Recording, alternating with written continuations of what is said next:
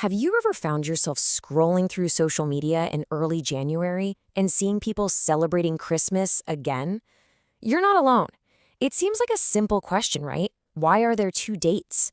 But the answer is this incredible story that weaves together history, astronomy, and a tiny little math error that, believe it or not, completely changed how we see time. So what's the deal here? January 7th or December 25th? Is one right and one wrong? You might think it's some big, complicated religious dispute that happened centuries ago. But nope, the real story is actually way cooler. And it all boils down to a fundamental choice about how we even measure a year. And here's the thing that blows most people's minds when they first hear it. Originally, there was no difference at all. Zero. For hundreds of years, the entire Christian world celebrated Christmas on the exact same day. There wasn't December 25th camp and a January 7th camp. There was just Christmas. So to really understand how things got split, we have to go back to the beginning, back when everything was perfectly in sync. The story doesn't start with a disagreement, it starts with total agreement. Okay, so stick with me here. The Eastern Orthodox churches, like the Coptic Church, have always celebrated Christmas on the 29th day of their month of Keek. Now, what's so amazing is that way back in the 4th century, when all the church leaders got together, 29 Keek on their calendar landed on the exact same day as December 25th on the other calendar. It was perfect alignment. One event, two calendars, same day. So if everybody started on the same page, what happened? What went wrong? Well, the culprit wasn't a person or some big argument. The culprit was math. A tiny, almost invisible error in the calendar that pretty much the whole world was using.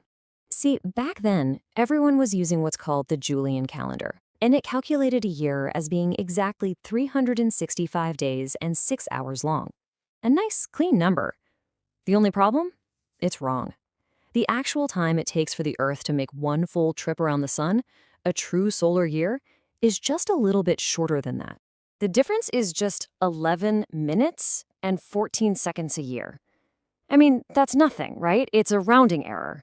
You probably spend more time deciding what to watch on Netflix. But this tiny little slice of time is the seed that would eventually grow into a 13-day gap. The old calendar was just a little too long every single year. So for century after century, that 11-minute error just kept adding up like a slow leak. Drip, drip, drip. By the 1500s, the calendar was so out of whack with the actual seasons that people really started to notice. And that's when a huge decision was made. A decision that literally split time in two. Let's just walk through this. We start in 325 AD. Total unity. Everybody's on the same page. Then, fast forward more than 1,000 years to 1582. By then, the calendar had drifted by 10 full days.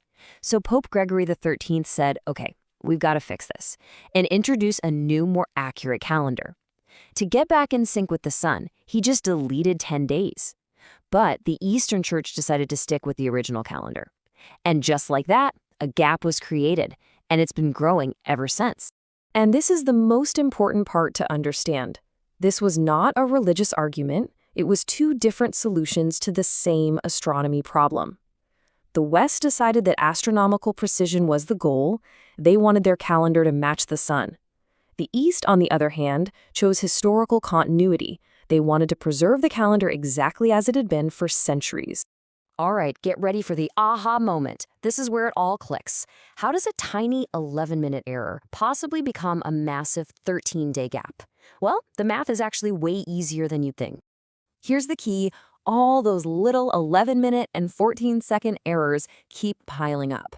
And it turns out that every 128 years, they add up to one full 24-hour day.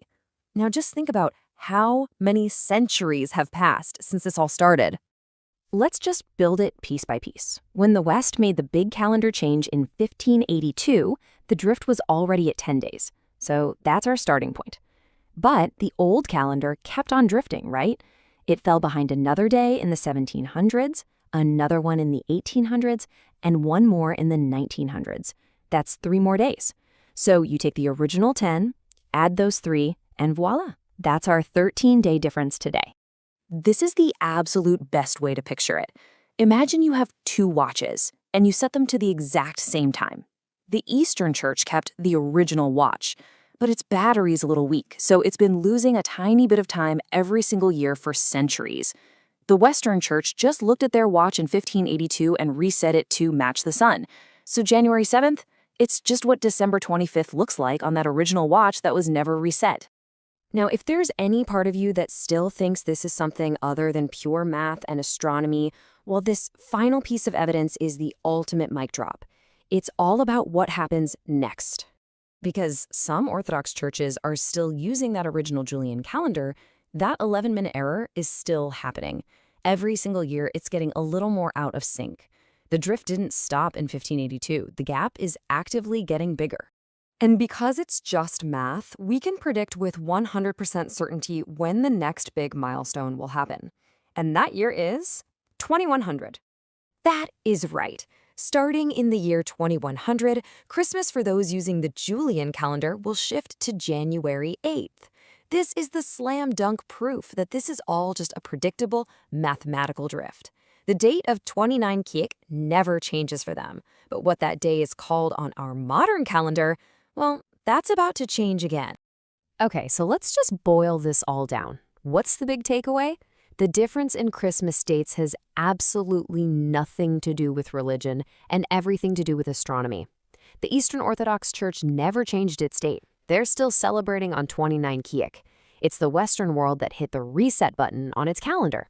January 7th isn't a different date for Christmas, it's the original December 25th, just seen through the lens of a calendar that's been slowly drifting for 1,700 years.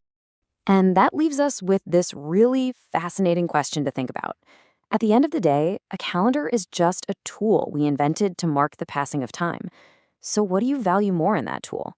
Is it more important to have an unbroken historical link to ancient tradition, or is it better to have precise alignment with the sun and the stars? There's no right answer, and that difference in philosophy is the real reason we have two dates for Christmas.